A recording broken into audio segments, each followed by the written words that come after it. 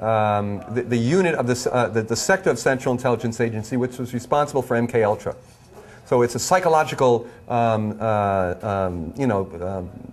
molding psychologically the personnel who are involved in police agencies to develop quick shoot reflexes. So it's an attempt to socialize and to create a psychological mechanism within the soldiers so that they can more easily kill. You're talking about switching off the thinking process. Exactly. Hitler talked a lot about that. In fact, in New York City, and during the Diallo trial, because people ask why is it that the cops who ostensibly, shot Diallo 41 times, how could they possibly have gotten off, right? If you examine the details of that trial, which I did, they got off according to the judge and according to the various testimonies that were made because they were not thinking when they did it. They were acting on their training. Firearms training system in their brochure, which the NYPD has a contract, in their brochure they say firearms training system having a contract with us also gives you protection against liability against the use of excessive force. It says that in their brochure. We need to point out that there is an inherent contradiction between democracy and militarism. That militarism can only lead to an increase of violence all around. So that we need to be very specific about the ways in which we go about it. Some of the things we're doing in New York now is to identify, for instance, the contracts that the NYPD has with various so-called non-lethal contractors. Non-lethal weaponry is a booming industry right now. And whether it's rubber bullets, electromagnetic pulse weapons, which are being ready to be utilized on the streets right now, which heat skin to 130 degrees from 200 yards away. This weapon exists. They're ready to bring it out. We need to break that connection between the police and the military, which is what's happening now. Bush's people are ready to repeal Posse Comitatus, the Posse Comitatus Act, which is the criminal statute that delineates the police from the military. Literally this week, they're ready to repeal that. Isn't that the key to what they're doing, is that you have the military-industrial complex that owns the dominant media. Right.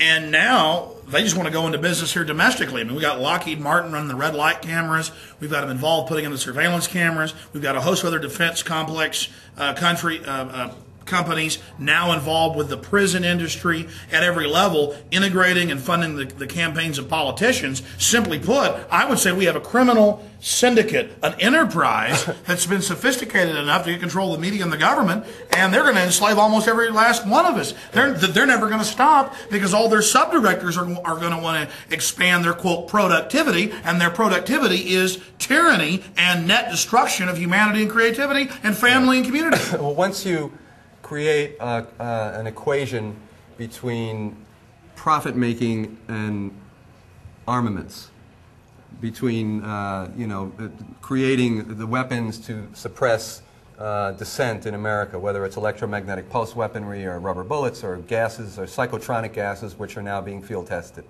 Once you create that symbiosis between profits and these weapons, that's a dangerous situation. This is what Eisenhower pointed out years ago in warning about this military-industrial complex.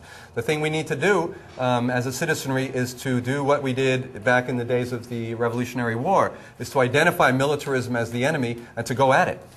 Even whether it's locally, to disarm the SWATs. You know, we're talking about 1,000 SWAT units around the country right now. This is the people's money that's being put to use in buying this weaponry. The people need to get inside of these police stations and implode them from inside. They need to go in, identify ways in which they can disarm the police in these contexts, to recodify Posse Comitatus locally.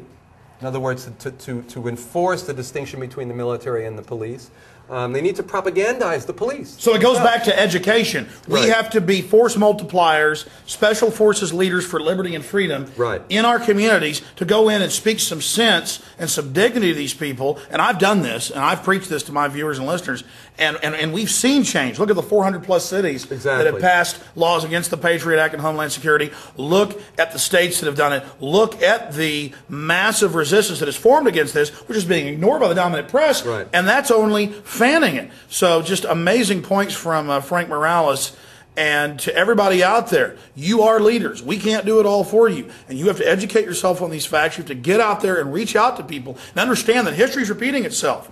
And you probably don't have a choice. I mean, it's not much of a choice to be a slave or be free. I know you're going to want to stand up for liberty, for freedom, and get involved. And what Frank's talking about, these 1,000+ SWAT teams, these multi-jurisdictional task forces, these are federally funded, federally controlled, and the media is there hyping it up like it's, you know, the new savior, you know, that only real men are members of this. Right. They're selling us this. Certainly you can see the propaganda they're foisting upon us, their lies, and you may think, well, that's so much power, such a massive structure of media, we can't counter that. But they have to reapply their lies continually. We show somebody a lie once, we take the curtain away from their eyes once, they're out on their own forever, going and researching and waking up others. And that's where our power lies. We have so much power, but it's up to you to become those leaders. Can you speak to those out there, Frank, about becoming leaders and getting involved? Yeah, I would say that, you know, the pyramid, you know, the power is derived from the feds. It's a rampant executive, you know, mindlessness. The federal, you know, police and military entities looking to, you know, just completely erode our civil liberties on the base. But at the bottom of the pyramid, that's where the strength is.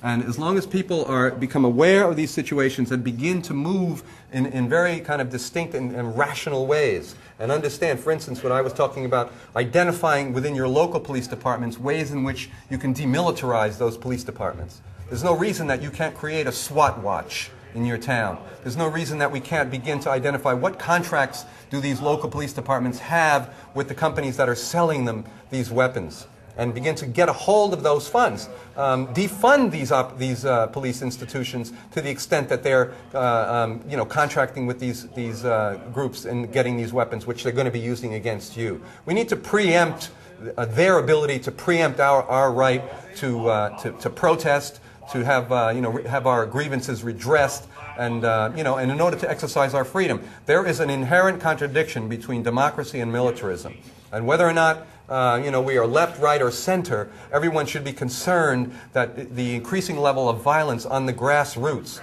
these rampant SWAT you know, units around the country, the ways in which Posse Comitatus Act, which you know, denies the military to enforce laws domestically, is being eroded and it is threatening to be repealed right now.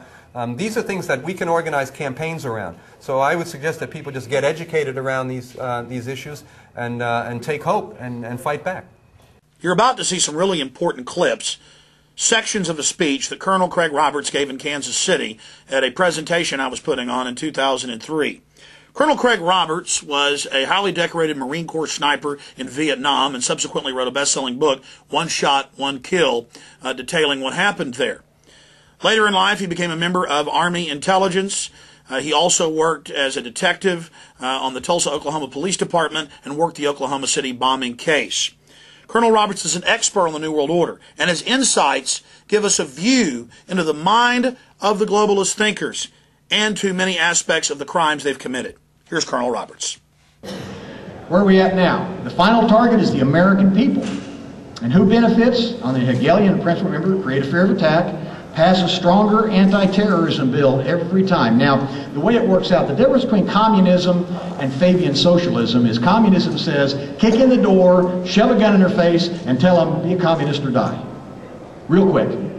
Fabian socialism says, knock on the door and put one foot in the living room, talk your way into putting the second foot in the living room until you own the whole house.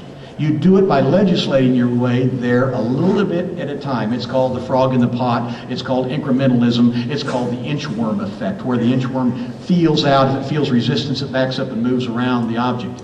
Incrementalism is, I come to you and I say, I want to take all of your house. And you say, you can't have all my house, but I'll let you stay in my front yard. I'll compromise. Okay, that's fair enough. A week later, I want your front porch. I'm not going to give you my front porch, but you can have the steps. See? This is what happens when we get at the national level in Washington, D.C.